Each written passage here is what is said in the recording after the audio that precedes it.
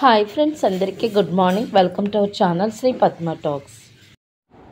నువ్వు మా రామలక్ష్మివే, ఎందుకంటే నేను ఈ చేతులతో పెంచాను. నువ్వు అంకులన్న మాత్రాన నువ్వు మా రామలక్ష్మి కాకుండా పోవమ్మా, నువ్వు ఖచ్చితంగా నా రామలక్ష్మివే అని అంటూ ఉంటాడు మాణిక్యం. అప్పుడు వెంటనే రామలక్ష్మి, ఏంటండి నన్ను ఇక్కడికి ఎందుకు తీసుకొచ్చారు? నన్ను బాధ పెట్టడానికి తీసుకొచ్చారా ఏంటి? మాటి మాటికి రామలక్ష్మి అని అంటున్నారు ఈయన అనేసి అంటూ ఉంటుంది రామలక్ష్మి. అప్పుడు వెంటనే, ఆగండి మైథిలి గారు, ఏంటి అంటే మిమ్మల్ని చూడగానే నేను నా భార్య అని నేను ఎలాగ పొరపాటు పడ్డానో, అలాగే మిమ్మల్ని చూడగానే వాళ్ళు పెద్ద కూతురు రామలక్ష్మి అని వాళ్ళు కూడా పొరపాటు పడ్డారండి.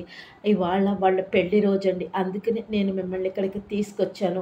మీ సమక్షంలో వాళ్ళు పెళ్లి రోజును జరిపించాలి అని తీసుకొచ్చాను అని చెప్తూ ఉంటాడు సీతాకాంత్. అప్పుడు వెంటనే, ఏంటి ఈరోజు అమ్మా నాన్న పుట్టినరోజా? నేను ఎలా మర్చిపోయాను? వాళ్ళ పెళ్లి రోజా?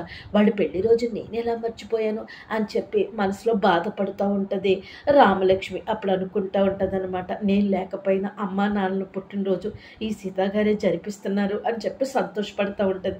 అందుకనే వాళ్ళు పెళ్లి రోజు జరుపుకోవట్లేదు, మీ సమక్షంలో పెళ్లి రోజు జరిపిద్దామని మిమ్మల్ని తీసుకొచ్చానండి. మీ చేతుల మీద ఈ బట్టలు ఇవ్వండి అని చెప్పి బట్టల కవర్లు 2 ఇస్తాడు సీతాకాంత్ రామలక్ష్మికి.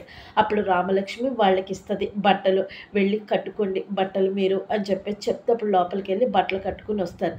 అప్పుడు వెంటనే వచ్చి అమ్మ రామ అని చెప్పి హగ్ చేసేసుకుంటుంది వాళ్ళ కూతుర్ని సుజాత. అలాగే మాణిక్యం కూడా వస్తాడు. అప్పుడు కొంచెం ఆనందంగా ఫీల్ అవుతుంది. తన తల్లి కదా, తన తల్లి స్పర్శ తగలగానే కొంత రామలక్ష్మి ఒక రకంగా చలించిపోద్ది అనమాట. అప్పుడు చెప్తుంది అనమాట, మేము నా కూతురు లేకపోయినా మా మంచి చెట్లు నా అల్లుడే చూస్తున్నాడమ్మా అని చెప్పి చెప్తూ ఉంటారనమాట రామలక్ష్మికి ఈ భార్యాభర్తలు సుజాత మాణిక్యం.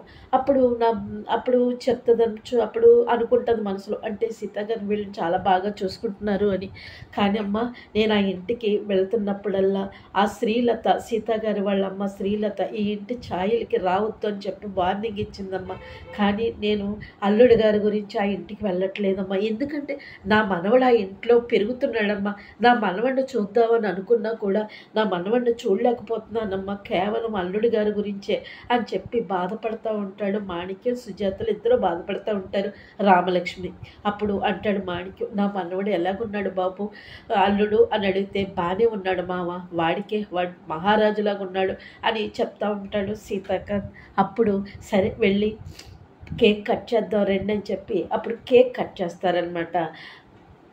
అందులో ఆ కేక్ మీద హ్యాపీ యానివర్సరీ అని రాసి ఉంటుంది. లోపు కేక్ కట్ చేసి కేకులు తినిపించుకోండి, మీరిద్దరు ఒకరికొకరు తినిపించుకోండి అమ్మా అంటుంది. వెంటనే నా రామ అని అమ్మని పిలవగానే తన తల్లి హృదయం కదిలిపోద్ది సుజాతకి. నువ్వు నా రామావేనమ్మా అని అంటే, అదేంటమ్మా పొరపాటున అమ్మాని పిలిచినంత మాత్రం నీ రామలక్ష్మిని అయిపోతానా? ఎందుకమ్మా, నేను ఎలాగో చిన్నప్పుడు నా తల్లిదండ్రులను కోల్పోయాను, ఆ బాధ ఏంటో నాకు తెలుసు. అలాగే మీ కూతుర్ని కోల్పోయిన బాధలో మీరున్నారు, అందుకని మిమ్మల్ని సంతోషం పెట్టాలని నేను అమ్మాని పిలిచాను, మీ రామలక్ష్మినే అని అన్నాను. దానికే ఎందుకమ్మా అలాగ మాటి మాటికి రామలక్ష్మి అని అంటున్నారు? నేను మైథిలినేనమ్మా అంటే, సరేలేమ్మా సరే అమ్మా, ఏదో పొరపాటు అయిపోయింది అని చెప్పి అప్పుడు కేకులు అందరికీ తినిపించుకుని అప్పుడు ఒకరికొకరు మాణిక్యం సుజాత తినిపించుకుంటారు. ఈ లోపల నుంచి సేమియా తీసుకొస్తానమ్మని చెప్పి లోపలికి వెళ్తుంది అనమాట సుజాత. కట్ చేస్తే ఇక్కడ రామ్ టీవీ చూస్తూ ఉంటాడు, అంటే సెల్ చూసుకుంటుంటాడు, సెల్లో వీడియో గేమ్ ఆడుకుంటుంటాడు.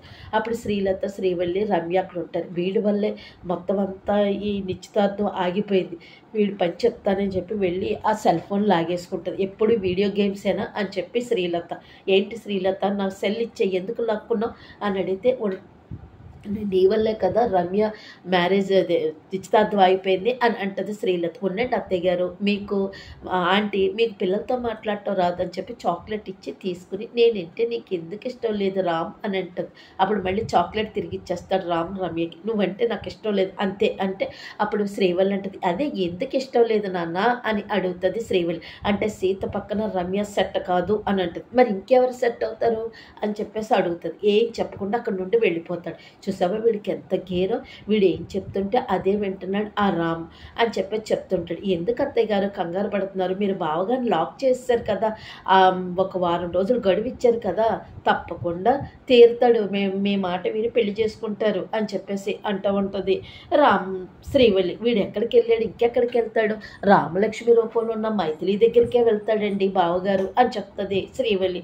సరే అండి, నేను మాట చెప్పనా మీకు, ఎవరో ఒకరిని మంచివాళ్ళని అంటే బావగారు మాట వినేవాళ్ళని తీసుకొచ్చి ఈ పెళ్లి చేసుకో అని చెప్పిస్తే తప్పకుండా మీతో పాటు వాళ్ళు చెప్పినప్పుడు కూడా ఆ మాట విని పెళ్లి చేసుకుంటాడు రమ్యని అని చెప్పి శ్రీవల్లి అంటుంది. ఈ లోపు రమ్య అంటదా, ఆంటీ మీరు అస్తమాటికి పెళ్ళి అని అనకండి, మీరు పెళ్లి ముహూర్తం పెట్టేసి ఈ ముహూర్తాన్ని పెళ్లి చేసుకోండి అని చెప్పి మీరు తొందర పెట్టండి సీత గారికి. అప్పుడు తొందర పెడితే ఆయన ఆలోచించుకోవటానికి టైం ఇవ్వకుండా మీరు తొందర పెట్టాలి అని చెప్పి సలహా ఇస్తుంది రమ్య. సరే అయితే పంతులు గారిని పిలిపించి ముహూర్తాలు పెట్టించేస్తాను, అలాగే ఒకళ్ళు ఉన్నారు వాళ్ళని తీసుకొచ్చి సీతాకాంత్తో చెప్తాను పెళ్లి చేసుకోమని రమ్యని అని చెప్పేసి అక్కడ నుండి వెళ్ళిపోతారు.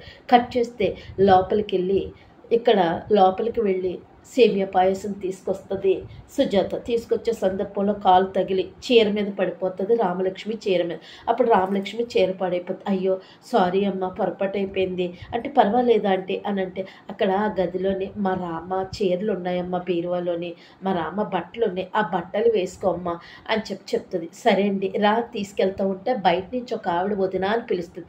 సరే అమ్మ నన్ను ఎవరో బయట పిలుస్తున్నారు, నువ్వు ఆ రూమ్లోకి వెళ్ళి బట్టలు వేసుకొని చెప్పి బయటకు వచ్చేది సుజాత. ఈ లోపు తను ఆ గదిలోకి వెళ్ళి ఆ గదిలో తన చిన్ననాటి జ్ఞాపకాలన్నీ గుర్తు చేసుకుని చాలా సంతోషం పడిపోతుంది. అప్పుడు బీరువాలో డ్రెస్ వేసుకుని బయటకు వస్తుంది. కరెక్ట్గా రామలాగా ఉంటుంది. ఈ లోపు సుజాత లోపలికి వచ్చి, అమ్మ రామ, నా రామలాగే ఉన్నావమ్మా అనేసి సుజాత అంటూ ఉంటే, అవునమ్మా ఇది మా రామకి ఈ బట్టలు అంటే ఇష్టం, కరెక్ట్గా ఈ బట్టలే ఎలాగేసుకున్నావు అని చెప్పి మాణిక్యం అడుగుతూ ఉంటారనమాట.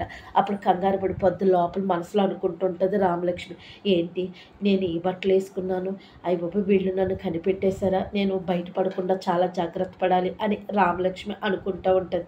ఈలోపు అది కాదండి నేను మామూలుగా వేసుకున్నాను ఈ డ్రెస్ అంతే అని అంటే, సరే అమ్మ వంట చేద్దాం వస్తావమ్మ వంటగదిలోకి అని అంటది సుజాత. రండి నేను కూడా హెల్ప్ చేస్తాను మీకంటే వాళ్ళిద్దరు వెళ్ళి వంట చేసుకుంటూ ఉంటారు కిచెన్లో. ఈలోపు మావ నీకేమనిపిస్తుంది మైథిలి గారిని చూస్తుంటే అని అంటాడు సీతాకాంత్ మాణిక్యం.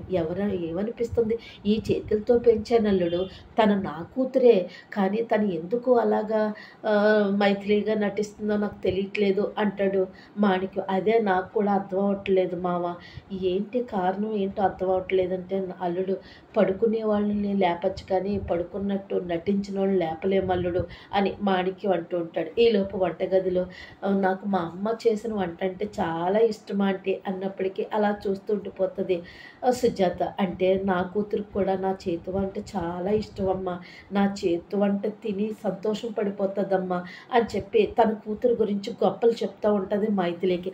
తన చిన్నతనంలోనే ఈ ఇంటి బాధ్యత తీసుకుందమ్మా, మమ్మల్ని అందరినీ చాలా బాగా చూసుకునేదమ్మా నా రామ అని చెప్తూ ఉంటుంది సుజాత. అది వింటూ ఉంటుంది రామలక్ష్మి. అంతే ఫ్రెండ్స్.